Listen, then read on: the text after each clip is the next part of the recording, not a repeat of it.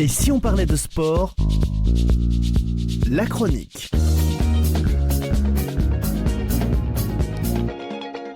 Et bonjour à toutes et à tous, c'est très heureux de vous retrouver pour ce rendez-vous du lundi avec cette chronique spéciale résultat de l'émission numéro 158. Et si on parlait de sport, si vous avez manqué les exploits de la semaine, pas d'inquiétude, on vous embarque pour une quinzaine de minutes de résumé, de frissons et de belles performances du lundi 15 au dimanche 21 juin. Allez, attachez vos ceintures, c'est parti pour les principaux résultats de la semaine.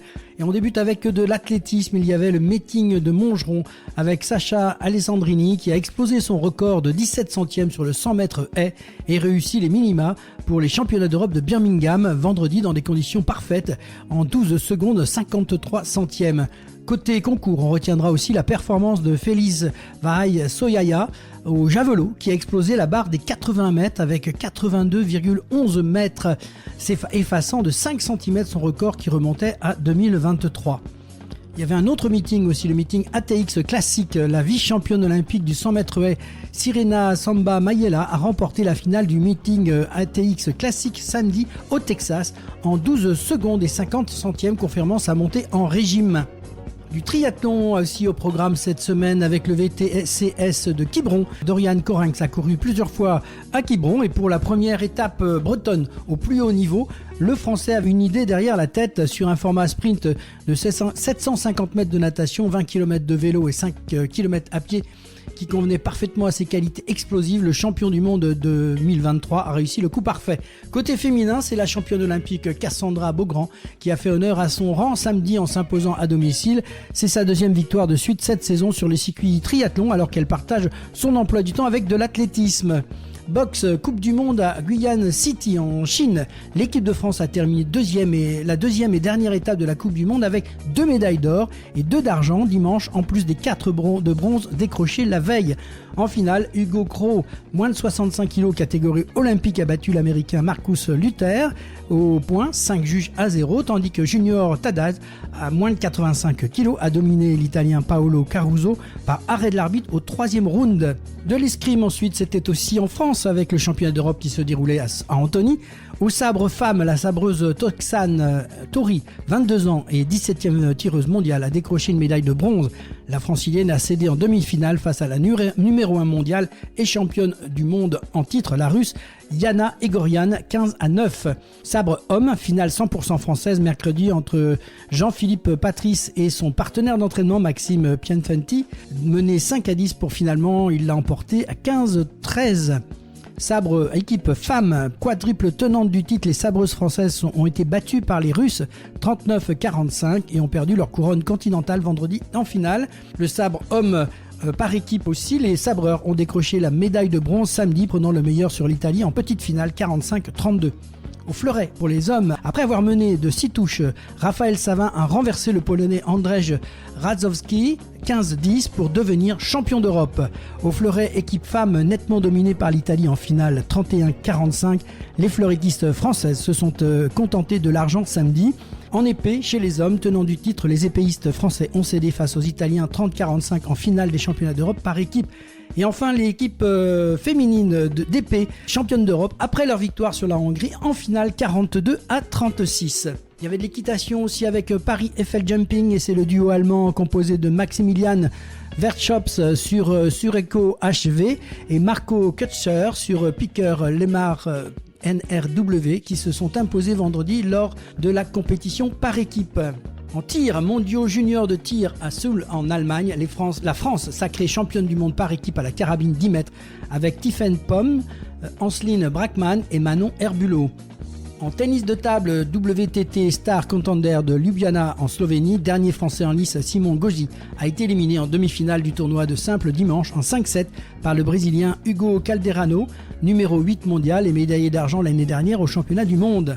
On passe sur les tatamis avec du judo, Grand Chelem de Mongolie à Oulan-Bator. La France repart sans médaille d'or et doit se contenter de 3 d'argent et d'1 de bronze, toutes glanées par l'équipe féminine. Après Sarah Léonie Sizik, moins de 57 kg vendredi, Audrey Chomeo, moins de 78 kg et Roman Tico, plus de 78 kg, ont cédé en finale. Battue en quart des plus de 78 kg par Ippon, par sa compatriote Céliane Kakan, est allée chercher le bronze devant l'Estonienne Emma Milis Aktas. La jeune Française de 19 ans décroche ainsi sa deuxième médaille en 4 grands chelems disputés. Chez les hommes, aucune médaille pour la sélection masculine. Tennis, le tournoi ATP de Queens, Hugo Humbert a été dominé samedi en demi-finale par l'américain Tommy Paul 6-3, 6-3. On passe au VTT, Coupe du Monde XCC à Lenzerheide en Suisse. À la faveur d'un dernier tour rocambolesque, les deux Français, Lucas Martin, a remporté la première victoire de sa saison en Suisse devant Adrien Boissy. Cyclisme féminin avec le Tour de Catalogne, leader du Tour de Catalogne après son coup de force samedi. Paola Blasi a décroché le classement général dimanche à l'issue de la 3e et dernière étape remportée au sprint par Marianne Vos. La Catalane termine avec 1 minute et 24 secondes d'avance sur la Française Célia Géry et 1,42 sur la Canadienne Sydney Swearinga. Cyclisme avec la route d'Occitanie, le grimpeur italien David Peganzoli a réussi le coup double samedi, vainqueur en solitaire. De la dernière étape, il remporte aussi le classement général. Il y avait aussi le Tour de Suisse avec Tadej Pogačar qui a reporté dimanche la 5e et dernière étape devant le Français Lenny Martinez. Avec ce 3e succès de la semaine, il a aussi remporté la victoire au général à 2 semaines du départ du Tour de France du 4 au 26 juillet. Hockey sur gazon, Coupe des Nations, et en remportant la Coupe des Nations samedi face à l'Afrique du Sud 2-1 chez elle, les Bleus se sont qualifiés pour la Pro League, l'élite mondiale qui va leur permettre de préparer au mieux les grandes échéances internationales en se confrontant à la crème du haut niveau. Basketball avec le Betclic Elite Finale. Mercredi, Monaco a dominé Paris lors de la deuxième manche 102-90. Samedi, les Parisiens à l'extérieur ont dominé Monaco pour prendre l'avantage en finale 88-77. Cela dit 2 victoires à 1. Et dimanche, Monaco a remporté le match 4 face à Paris, 96-84, et le titre se jouera donc mardi dans la capitale. En volleyball chez les femmes, Ligue des Nations à Ankara, Turquie, l'équipe de France s'est inclinée face à la Belgique en 5-7 dimanche dans le cadre de la dernière journée et la deuxième semaine de la Ligue des Nations. Le maintien des Bleus au plus haut niveau du volley mondial apparaît très menacé. Football masculin avec la Coupe du Monde et on vous donne les résultats bruts des premières journées qu'il y a eu donc tout au long de cette semaine. Rapidement, avec la première journée, la Côte d'Ivoire s'est imposée contre l'Équateur 1-0. La Suède s'amuse contre la Tunisie 5-1. Dans le groupe G, la Belgique et l'Égypte n'ont pas réussi à se départager, un partout. Au terme d'un match très ouvert et animé, l'Iran et la Nouvelle-Zélande n'ont pas réussi à se départager non plus, 2 partout.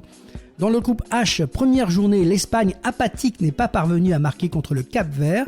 Valeureux qui a arraché le nul 0-0 et s'offre le premier point de son histoire. L'Uruguay a dû batailler pour arracher un point contre l'Arabie Saoudite, un partout lundi. Dans le groupe I, première journée toujours, l'équipe de France a fait la différence et lance sa Coupe du Monde avec une victoire 3-1 contre le Sénégal. Mardi, la Norvège, elle, s'est imposée aussi largement 4-1 contre l'Irak. Dans le groupe J, première journée, l'Argentine s'impose facilement devant l'Algérie et victoire de l'Autriche 3-1 face à la Jordanie. Dans le groupe K, première journée, le Portugal a été neutralisé par la RD Congo, un partout. La Colombie s'est sortie du piège tendu par l'Ouzbékistan 3-1 mercredi.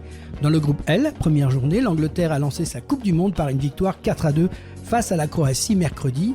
Et le Ghana s'est imposé sur le fil 1-0 mercredi contre le Panama. En deuxième journée, groupe A, deuxième journée, la Tchéquie pensait filer vers un succès contre l'Afrique du Sud mais a dû se contenter du nul, un partout. Le Mexique s'impose 1-0 face à la Corée du Sud. Dans le groupe B, deuxième journée, longtemps accroché par la Bosnie-Herzégovine, la Suisse a fini par faire la différence en deuxième période 4-1. Grosse prestation du Canada face au Qatar, 6-0. Dans le groupe C, deuxième journée, le Maroc a décroché une précieuse victoire contre l'Écosse vendredi 1-0. Le Brésil a largement battu les Haïtiens trop faibles pour résister, vendredi 3-0. Dans le groupe D, deuxième journée, les États-Unis ont assuré l'essentiel vendredi face à l'Australie 2-0. Le Paraguay s'est imposé 1-0 face à la Turquie. Dans le groupe E, deuxième journée, l'Allemagne a fini par venir à bout de la Côte d'Ivoire samedi dans le temps additionnel à Toronto, 2-1. L'Équateur a été tenu en échec par le Curaçao, 0 partout. Dans le groupe F, deuxième journée, les Pays-Bas ont largement dominé la Suède 5-1. La Tunisie n'a pas réussi à se relancer face au Japon 0-4 pour le 1000e match de la Coupe du Monde et est éliminée. Dans le groupe G, la Belgique n'a pas réussi à se défaire de l'Iran, 0 partout. L'Égypte décroche une victoire historique contre la Nouvelle-Zélande, 3-1. Et dans le groupe H, deuxième journée, l'Espagne a aisément dominé l'Arabie Saoudite, 4-0. Le Cap-Vert accroche l'Uruguay, 2 partout et continue de surprendre pour sa première Coupe du Monde. Et rugby à 13 avec la Super League, les Dragons catalans ont gagné contre Bradford Bulls 34-24. Et le Toulouse Olympique a perdu, lui, à nouveau, contre le Cotswold Tigers, 36-18. Rugby féminin, championnat élite avec la demi-finale. Les joueuses de Romagna ont logiquement battu 37-23 Blagnac et défieront dimanche prochain en finale à Biarritz les Bordelaises, triple championnes de France en titre qui ont éliminé le Stade toulousain. Rugby à 15, top 14, demi-finale, triple champion de France en titre. Toulouse n'avait fait qu'une bouchée du Racing, 92, 71-17, vendredi au Vélodrome à Marseille. Montpellier est sorti vainqueur de son duel face au Stade de France, 25-15. Samedi, dans l'autre demi-finale, les Héroltais affronteront le Stade Toulousain en finale samedi prochain à Saint-Denis. Il y avait aussi un test match avec l'équipe de France. La répétition est réussie avant de s'envoler mardi prochain vers l'hémisphère sud pour disputer le championnat des nations contre la Nouvelle-Zélande, l'Australie et au Japon les 4, 11 et 18 juillet. Le 15 de France a largement remporté ce crunch contre l'équipe d'Angleterre à 35-19 à Vannes. MotoGP, il y avait le Grand Prix de Tchéquie. En course sprint, Francesco Bagnaia sur Ducati a dominé samedi le sprint de Brno devant Aya Ogura sur Aprilia et Marquez sur Ducati. Marco Bezzecchi Aprilia a chuté et Fabio Quartararo sur Yamaha a terminé 13e. Au Grand Prix du dimanche, Marc Marquez sur Ducati, 4e sur la grille, s'est imposé dimanche, son deuxième succès consécutif après la Hongrie. Le sextuple champion du monde qui revient à 40 points du leader du championnat, Marco Bezzecchi, suspendu, a devancé le poleman Aya Ogura sur Aprilia et Francesco Bagnaia sur Ducati. Et pour conclure, de la voile avec le Vendée Arctic à l'issue d'un final à suspense, c'est l'Italien Ambrogio Beccacciaria sur Alla Grande Mapei qui a franchi en première ligne d'arrivée du Vendée Arctic. Sam Goldchild sur Massif Santé Prévoyance, longtemps leader, et Violette d'Orange sur Initiative Cœur complète un podium regroupé en 2h16. C'était les principaux résultats de la semaine. Place maintenant au grand rendez-vous de la semaine à venir avec l'agenda sportif du lundi 22 au dimanche 28 août. Et on débute avec du tennis et du samedi 20 au samedi 27 juin. Tennis avec le tournoi ATP 250 de Isbourg et de Majorque. Du dimanche 21 au samedi 27 juin, tennis toujours avec du tournoi WTA 500 de Bad Auburg et le tournoi WTA 250 de Eastbourne. Le 22 juin, le football avec la Coupe du Monde qui poursuit. Donc on attaque les deuxièmes journées. Dans le groupe G, Nouvelle-Zélande contre l'Égypte. Groupe H, Suède contre le Cap-Vert à minuit.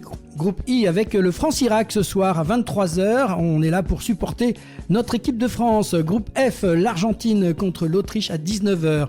Mardi 23 juin, toujours de la Coupe du Monde avec la deuxième journée. On poursuit le groupe I, Norvège contre le Sénégal à 2h du matin. Groupe J, Jordanie, Algérie à 5h. Portugal, Ouzbékistan à 19h et Angleterre-Ghana à 22h. Mardi au dimanche 28 juin, en badminton, il y aura l'US Open.